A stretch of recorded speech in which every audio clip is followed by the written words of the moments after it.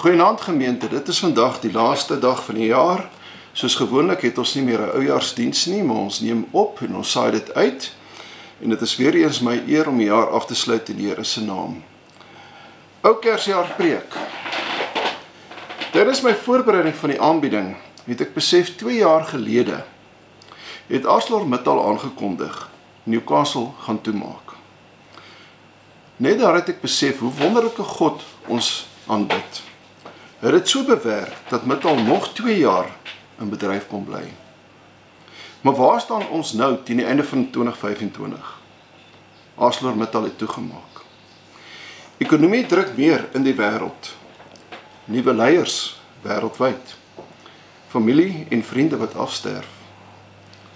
Vakansiegangers in Australië wat op strande geplunder word. Ons predikant gaan met pensioen. Maar in dieselfde asem kan ons sê, jong paartjies wat in die huwelik tree, babas wat gebore word, siek mense wat gesond word, 'n nuwe predikant vir ons gemeente. Persoonlik glo ek dat die positiewe lys baie langer is as die negatiewe lys, want ons aanbid 'n God van liefde en ook 'n God wat omsien na sy kinders. Trouwens, ons te bed om in te kan slaap, 'n dak wat oor ons kop is, elke dag wat ons kan eet. Klere wat ons aan ons lywe kan dra, familie en vriende wat omgee vir mekaar, en 'n nuwe leraar.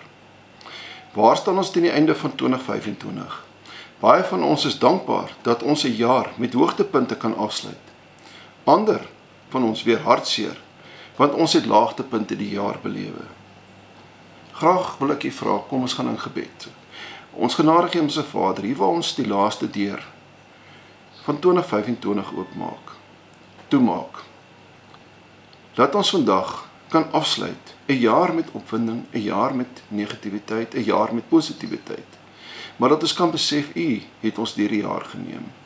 As ons terugkyk op die strand en ons sien 1 ry voetspore en besef ons, dit is U voetspore waar U ons gedra het. Amen. Ek wou graag vir julle voor een vers uit Korintiërs 4 vers 20. Die koninkryk van God bestaan nie in woorde nie, maar in krag. Ek het reeds genoem 2 jaar gelede was die aankondiging deur AMSA gemaak. Hulle gaan sluit. Maar God het getrou aan sy woord en krag gebly en AMSA het 2 jaar nog langer geproduseer. Ongelukkig is die skryf aan die muur. Hy het wel sy deure toegemaak, of sal ek eerder sê hekke. Is dit die einde van almal van ons in Newcastle?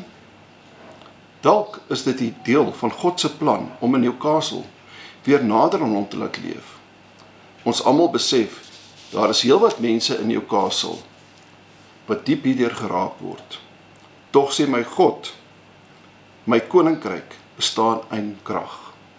As ons deur die jare se gebeure terugkyk, na al die diep dinge wat ons beleef, het nie net AMSA nie, maar ook op ander gebiede, van ons geliefdes aan die dood afgestaan, ander van ons met kroniese siektes gediagnoseer. Tog sien ons dat God met sy krag, met elke nederlaag wat ons beleef. Maar God het ons nie deur slegte tye geneem nie. Hy het ons ook deur goeie tye geneem. Kinders wat gebore word. Ons sien dit in die gemeente. Gereeld is daar kinders wat gedoop word. Maar kom ons kyk meer in perspektief na die teksvers, wat sou bedoel dat wat Paulus in die gedeelte geskryf het. 1 Korintiërs 4 vers 20. Want die koninkryk van God bestaan nie in woorde nie, maar in krag. Wat bedoel Paulus met hierdie vers? Daar is verskeie maniere waarop hierdie teks misbruik word. Mense fokus op die woorde en die vertoon van talentvolle predikers en verwar dit met die krag van die Heilige Gees. Kan ons die krag van die Heilige Gees isoleer van die drie-eenheid en hom gelyk staan aan die krag van God? En aan die ander kant steun mense soms slegs op dogma, eskegese en leerstellings om mense se harte te verander. Hoe kan dit wees? Hoe kan dit wees? Stel ons woorde en krag teen mekaar op. Geloof is tog vertroue en Christus en kennis van God. Maar wat is die krag wat Paulus hier skryf? Die evangelie van Christus is die krag van God tot redding vir elkeen wat glo. God roep ons, hy roep deur ons sy woord. As ons na die afgelope jaar kyk en ook na die teksgedeelte, dan kan ons net besef, God is die krag, die redding vir elkeen wat in hom glo. Kom ons sluit 2025 af met die wete van God se krag van die begin tot die einde, met ons net soos dit deur die afgelope jaar was, met voorspoed en teenspoed. Graag wil ons as gemeente sê, kom ons maak die deur van 2025 toe en maak die nuwe deur van 2026 op en besef dat God se krag net vir ons vorentoe sal lei.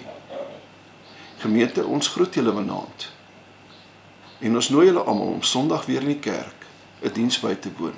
Amen.